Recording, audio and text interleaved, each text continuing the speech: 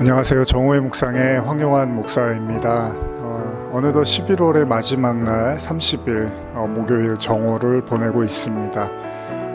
이 영상은 좀 일찍 미리 녹화된 영상이긴 하지만 이제 오늘이 우리가 그동안 3개월 정도 나누었던 요한복음 묵상의 마지막 시간이기도 합니다. 2023년 가을을 이제 시즌을 보내면서 여러분과 함께 했던 시간이 24번째 오늘 마지막 시간을 끝으로 해서 이제 잠시 또 쉬고자 합니다. 그동안에 여러분들과 함께 이 묵상을 나누고 또 교제하면서 얼마 전에 제가 말씀드린 것처럼 제게도 참 의미 있는 시간이었던 것 같습니다. 말씀을 이렇게 정해진 시간에 편안하게 말씀을 보면서 사실 설교 준비하는 것에 대한 좀 목회자들이 갖는 마음이지만 그 압박감이 있잖아요. 근데 이 시간만큼은 제가 말씀을 이렇게 보면서 좀 꼭 나누고 싶다, 좀 편안하게 이렇게 같이 이야기하고 싶다라고 생각했던 이야기들을 여러분과 함께 나눌 수 있어서 저에게도 좀 풍성하고 의미 있는 시간이 아니었나 생각을 해봅니다. 이제 2023년 이제 한 달 정도 남아 있고요. 항상 느끼는 거지만은 이제 한 해의 또 끝자락을 보내면서 또 많은 생각들 우리가 하게 되잖아요. 올 한 해 하나님께서 우리에게 주셨던 마음들, 말씀들, 그리고 우리가 살아왔던 삶들, 그리고 우리에게 주어진 또 하나님의 뜻과 계획, 여러 가지 우리가 고민할 수밖에 없는데요. 아무쪼록 이제 다가오는 12월 그리고 그 마지막 모든 시간들 속에서 여러분들께서 올 한 해 기도하고 바라고 원했던 것들이 하나님과 긴밀한 교통과 나눔 속에서 또 확인되어지고 이루어져 가는 그런 시간들이 되셨으면 좋겠습니다. 자, 이제 요한복음 4장에 저희가 이제 마지막 단락을 좀 나누면서 오늘 이 시간들을 함께 하고자 합니다. 요한복음 4장 46절에서 54절까지의 말씀을 오늘 나눌 텐데요. 한번 천천히 읽어가면서 말씀을 나누겠습니다. 예수께서 다시 갈릴리 가나에 이르시니 전에 물로 포도주를 만드신 곳이라. 왕의 신하가 있어 그의 아들이 가버나움에서 병들었더니 그가 예수께서 유대로부터 갈릴리로 오셨다는 것을 듣고 가서 청하되 내려오셔서 내 아들의 병을 고쳐주소서 하니 그가 거의 죽게 되었습니다. 여기까지 읽고 또 계속해서 말씀을 나누고 싶습니다. 이 본문을 보시면은 여러분들도 잘 아시죠. 예수님이 갈릴리 가나에서 첫 번째 표적을 일으키셨던 바로 그 물을 포도주로 만드셨던 그곳이잖아요. 근데 여기서 이제 두 번째 표적이라고 오늘 마지막 절에 이렇게 기록이 되어 있는데 지금 읽으신 것처럼 왕의 신하가 있어 그의 아들이 가버나움에서 병들었다라고 시작을 하고 있습니다. 그리고 예수님께서 유대로부터 갈릴리로 오셨다는 걸 듣고 이제 부탁을 하는 거죠. 요청을 하는 거죠. 자신의 아들이 병이 걸렸으니까 좀 도와주십시오. 너무 아프고 힘듭니다. 거의 죽게 되었습니다라고 정말 간청을 하고 있습니다. 가끔 우리가 이게 성경을 보다 보면 좀 사실 성경에는 되게 심각하고 진지한 내용들이 굉장히 많이 있거든요. 무겁기도 하고, 왜냐하면 성경이라는 것이 단순히 우리의 교양이나 지식이나 취미를 위해서 읽는 책이 아니잖아요. 항상 제가 드리는 말씀이지만 병원 같은 데 가보면 응급실에 환자들이 정말로 너무 위험한 상황, 곧 어떻게 보면 이제 생명이 끊어질 수도 있는 그런 경우에 환자들도 막 오잖아요. 그럼 정말 의사들이 굉장히 긴장을 하고 한 사람 한 사람 응급차에 이렇게 실려올 때마다 정말 긴장하면서 최선을 다하는 모습들을 보게 되는데, 어떻게 보면 그것도 목숨이잖아요. 근데 인간의 목숨은 유한하고 언젠가 끝이 나지만 우리가 성경을 읽는 것, 예수님을 믿는 것은 목숨의 차원을 넘어서서 영혼의 죽음과 생명에 관한 이야기다 보니까 사실은 이 성경만큼 진지하게 볼 수밖에 없는 책이 없는 것 같아요. 그런데도 불구하고 어쨌든 사람들이 너무 진지하고 이러면 좀 피곤하고 실증을 잘 느낄 수도 있잖아요. 그러다 보니까 뭐 설교를 할 때도 좀 그런 이야기들은 좀 피하고, 그런 이야기들은 조금 가끔 하고, 평소에는 그냥 이렇게 좀 우리가 가볍게 들을 수 있고 크게 우리가 부담 가지지 않는 선에서 이야기를 듣고 싶을 수도 있겠죠. 근데 이제 의사 선생님들이 환자들 보고 하지만은 본인이 원하는 환자만 보는 건 아니죠. 내가 그냥 가볍게 뭐 처방만 해서 돌려보낼 수 있는 환자도 있지만 정말로 중증이고 죽음을 앞둔 그런 환자들도 많이 있는 거죠. 그걸 선택해서 마음대로 이렇게 볼 수 있는 건 아니겠죠. 마찬가지로 성경도 이게 목숨과 생명 그리고 영생에 관련된 이야기이기 때문에 어떻게 보면 하나하나 말씀들을 이렇게 되짚어 보면 상당히 진지하고 어떻게 보면 좀 무게감이 있다고 볼 수 있죠. 제가 가끔 그런 생각을 해요.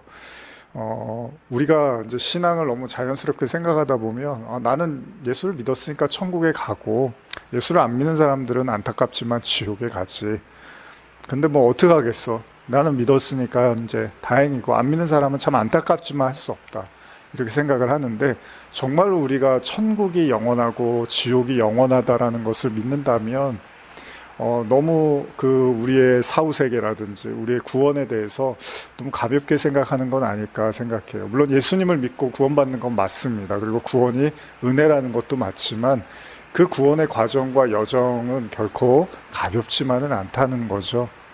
예수님이 자신의 십자가를 제자들에게도 지라고 하셨던 것처럼 영원을 향한 그 관문은 결코 쉬운 길이 아닙니다. 제가 가끔 말씀드리는 존 버년의 철로 역정을 보셔서도 아시겠지만 그 신앙의 여정은 결코 만만치가 않다는 거죠. 그런데 그런 어떤 우리가 영원한 생명을 추구하고 그것을 향해서 걸어가는데도 불구하고 그 영원한 지옥에 대해서는 크게 이제 나하고 무관하니까 깊이 생각할 필요가 없다라고 하는 것도 어떻게 보면 진짜 하나님의 나라에 대해서 그만큼 믿지 못하는 건 아닐까 생각을 해봐요. 영원한 생명도 존재하지만 영원한 심판도 존재한다고 할 때 우리는 분명히 그 영원한 심판이 갖고 있는 의미를 깊이 생각을 해야 되는 거거든요. 왜냐하면 우리는 영 죽을 수밖에 없는 존재가 하나님의 은혜로 구원을 받은 거기 때문에 먼저 왜 우리가 영원히 죽을 수밖에 없는, 그리고 그 영원히 죽는다는 거, 영원히 심판받는다는 것이 도대체 무엇인지에 대한 진지한 그 성찰, 생각, 묵상 이런 것들이 없이 그냥 이미 나는 하나님의 나라, 하나님의 시민이야, 하나님 나라의 시민이야라고 생각한다는 것도 어떻게 보면 굉장히 가벼운 구원에 대한 생각을 갖고 있는 건 아닐까 생각을 해봐요. 우리 그 썬데이 신앙이라는 거 있잖아요. 그러니까 믿음도 뭐 주중에는 그냥 세상적으로 살다가 주일 되면은 그냥 예배 잘 드리면 그렇게 구원받는다라고 생각하는, 어떻게 보면은 우리에게 주어진 일주일의 삶을 이제 하나님과 동행하고 교제하는 것이 아니라 철저하게 그것들을 구분해서 내가 월요일부터 토요일까지는 그냥 하나님 없는 것처럼 살다가 주일은 내가 하나님과 동행하는 삶을 살아야지라고 한다는 것도 가끔 우리는 생각해 볼 필요가 있어요. 우리가 천국에 가는 게 그러면 우리가 일주일에 하루는 천국에 있고 6일은 지옥에 있는 건 아니잖아요. 하나님과 영원히 교제하는 거, 영원히 하나님 나라에서 천국을 누린다는 것은 결국 이 땅에서도 우리가 매일매일 하루하루 주님과 교통하고 교제하는 삶을 살 때 또 가능한 거겠죠. 그런 의미에서 사실 오늘 본문도 결코 가벼운 본문은 아닙니다. 이 왕의 신하는 자신의 아들이 병이 드는 사실 때문에 너무 고통스러워하고 있고, 여기 성경에도 나온 것처럼 지금 거의 죽게 됐다고 이야기를 하고 있습니다. 거의 죽게 됐다는 건 뭡니까? 그야말로 이제 더 이상 이 세상 사람이 아닐 수도 있는, 여기서 모든 것이 다 끝날 수도 있는 그런 상태에 있었다는 거죠. 심각한 상태입니다. 근데 이제 예수님을 찾아가서 도움을 요청하는데 예수님의 대답이 또 싸늘합니다. 한번 읽어보겠습니다. 48절. 예수께서 이르시되 너희는 표적과 기사를 보지 못하면 도무지 믿지 아니하리라. 아니, 고쳐달라고 하는데 느닷없이 예수님이 표적과 기사를 보지 않으면 도무지 믿지 않는구나, 이런 얘기를 해요. 무슨 말입니까? 너희들은 이렇게 뭘 보여야지 믿겠구나. 뭐 예를 들면 오병이어가 일어나고 무리를 걷고 또 병이 낫고 죽은 사람이 살아나고, 사실 그런 것들을 통해서 우리가 이제 믿음을 갖기를 원하겠죠. 당연하겠죠. 근데 사람이라는 게 처음부터 어떻게 예수님을 믿을 수가 있겠습니까? 근데 또 가만히 생각해 보면 여러분과 제가 뭐 대단한 기적을 경험하지 않았는데 또 교회도 나가고 신앙생활하고 또 믿음을 갖게 되기도 했단 말이죠. 그럼에도 불구하고 예수님이 이런 말씀을 하시는 건 어떻게 보면 인간의 그 마음의 그 근원을 잘 아시는 것 같아요. 결국 인간은 어쨌든 간에 이 세상에서 눈에 보이는 것들을 통해서 만족하고 그것을 통해서 믿으려고 하는 그런 의지가 있다는 것을 주님이 잘 아시지 않을까 생각을 해봅니다. 어떤 의미에서 이 말씀을 이렇게 뒤집어 보면 결국 네가 나를 믿을 수 있기 위해서는 내가 너에게 뭔가 기적을 보여줘야지만 네가 진리를 받아들이겠구나. 그것이 사람들의 마음이겠구나라는 그런 의미도 될 수 있겠죠. 어쨌든 신하는 너무나 마음이 졸여집니다. 왜냐하면 자신의 아들이 죽을 것 같은 그런 상황을 알고 있기 때문입니다. 49절 이하 읽어드리겠습니다. 신하가 이르되 주여 내 아이가 죽기 전에 내려오셔서 예수께서 이르시되 가라 내 아들이 살아있다 하시니 그 사람이 예수께서 하신 말씀을 믿고 가더니 예수님이 어떤 표적과 기적을 보여주고 그러니까 다시 말하면 자신의 아들이 있는 곳에 와서 그리고 직접적으로 고쳐달라고 요청을 했던 거죠. 당연하죠. 근데 예수님이 표적과 기적 얘기하시면서 그런 것들이 진짜 믿음이 아니라 진짜 믿음은 뭐냐면 예수님의 말씀을 믿는 거라고 하죠. 그냥 그 자리에서 예수님이 네 아들이 살았다. 사실은 예수님의 많은 기적들은 대부분 그 당사자와 있는 곳에서 예수님이 치유와 기적의 사건을 일으키셨는데 이 두 번째 표적에서는 놀랍게도요, 직접 가시지 않고 그 자리에서 말씀으로 치유를 하셨다는 겁니다.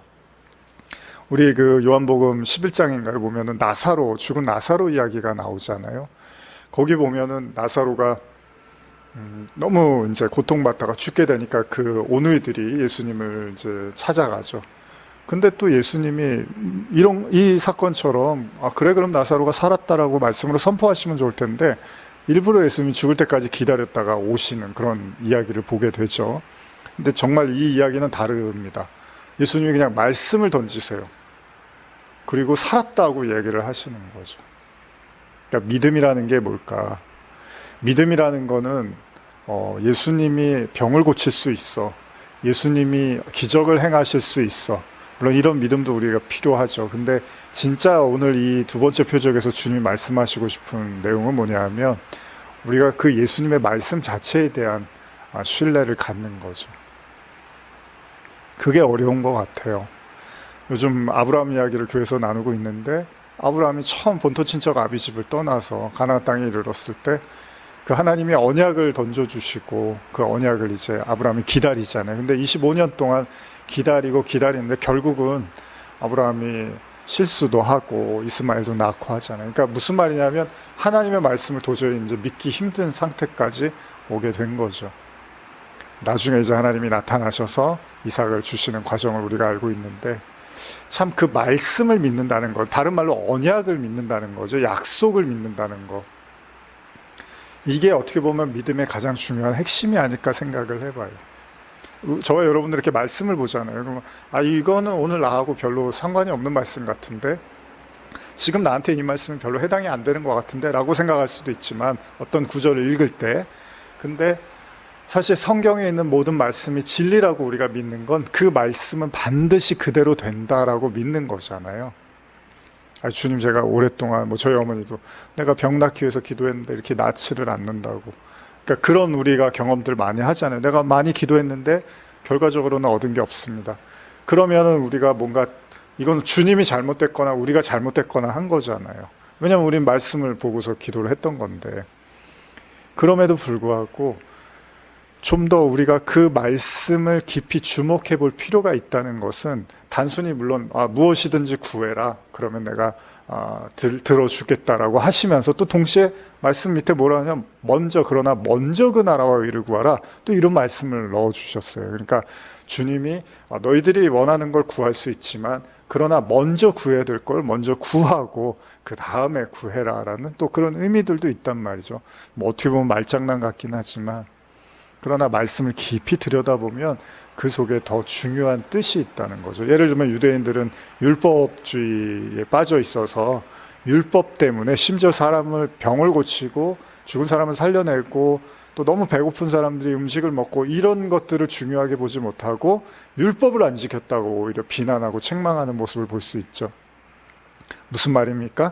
동일하게 말씀을 봤는데 그 말씀을 정말 그 껍데기 문자적으로 본 사람들이 있었지만 그 말씀이 진짜로 지향하고 있었던 그 정신과 의미, 예수님도 나중에 그런 말씀하시지만 그 의미를 캐치해낸 사람들은 그 말씀이 이루어져 가는 걸 느끼고 있다는 거죠. 근데 그 의미를 보지 못하고 껍데기로 그냥 표면적 내용만, 이걸 이제 기적과 표적이라고 예수님이 표현을 하신 것 같은데요. 그런 눈에 보이는 가시적인 것에 묶여서 왜 말씀대로 안 됩니까? 왜 말씀을 그렇게 했는데 주님 도대체 뭘 해주셨습니까? 라는, 우리가 예수님께 섭섭해할 수도 있다는 거죠. 그럼에도 불구하고 성경은 진짜 말씀의 의미, 진짜 의미를 알고 그것을 믿으라는 거죠.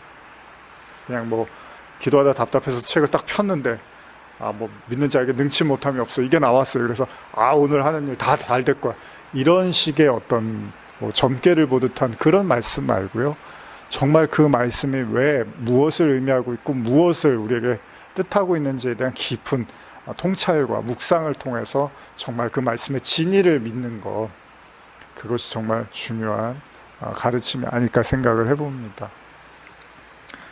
놀랍게도 예수님이 그래, 믿어야 될 건 기적과 표적이 아니라 내가 하는 말이다라는 거죠.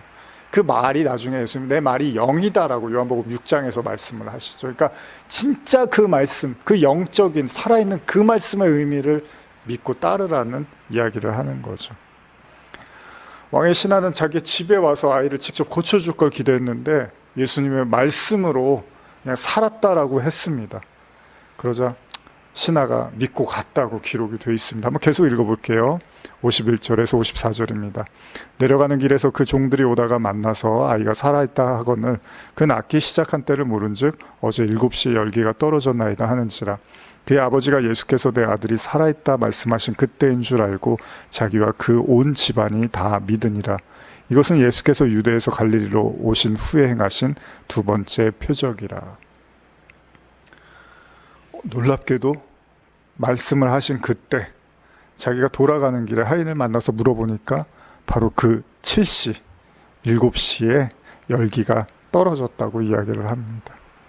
7이라는 숫자도 여러 가지 의미가 있지만 다 오늘 나눌 수는 없지만요.